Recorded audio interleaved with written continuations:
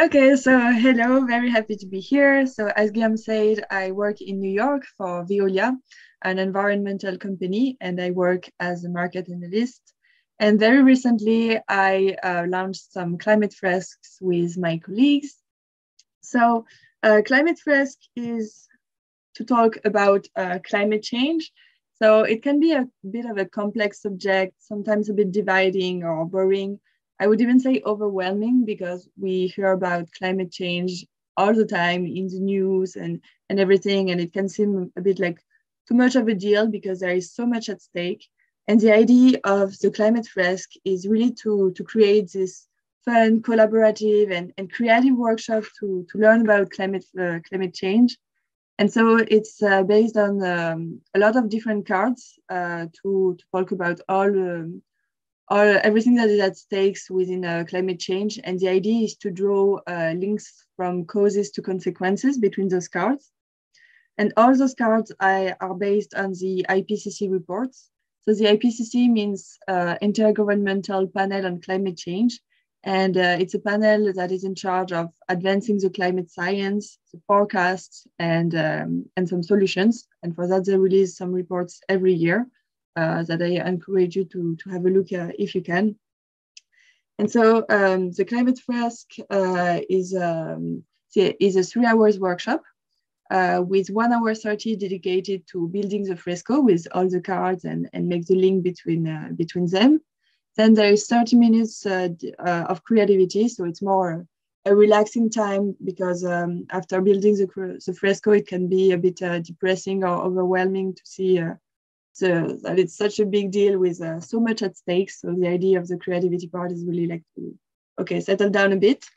And then we take 1 hour to have a discussion, share our emotions, and also brainstorm on the commitments that we can take. Commitments that we can take either as an individual or if you do the fresco within your company, it's also a good time to talk about commitments that we can take as a team or even for your company to advance the commitments that they can take at the company level. The cards are, so it's about a lot of different subjects. It starts with a set one on the human activities.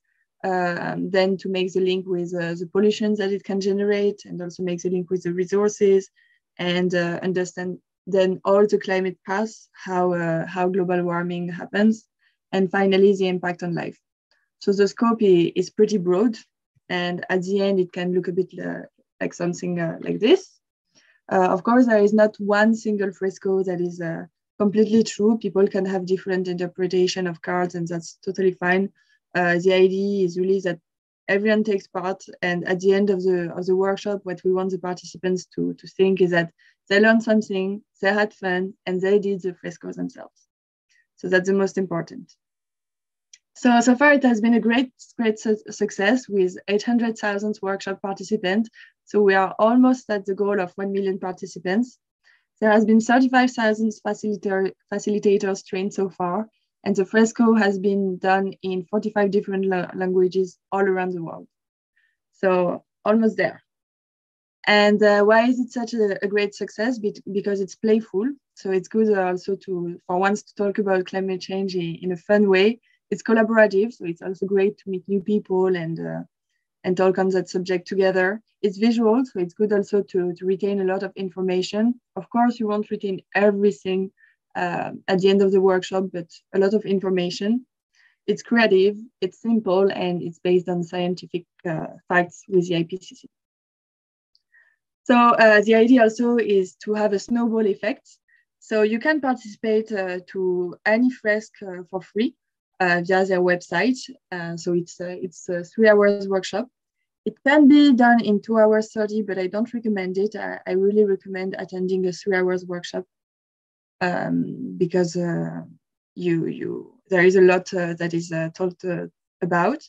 And then a lot of people, after they do their first climate fresk, they like it so much that they want to become a facilitator. So for that, you can have just a 3 hours training. The Climate Fresk Association will just ask for $15 participation if it's for your personal use with friends or if you want to organize some within your city or in schools, anything. And if it's with your companies, they would ask for a bigger contribution. So it's a discussion to have with your company, but definitely worth it. I recommend it. So now I would really encourage you to register for your Fresco. So you can do that with on the association website, association.climatefresk.org.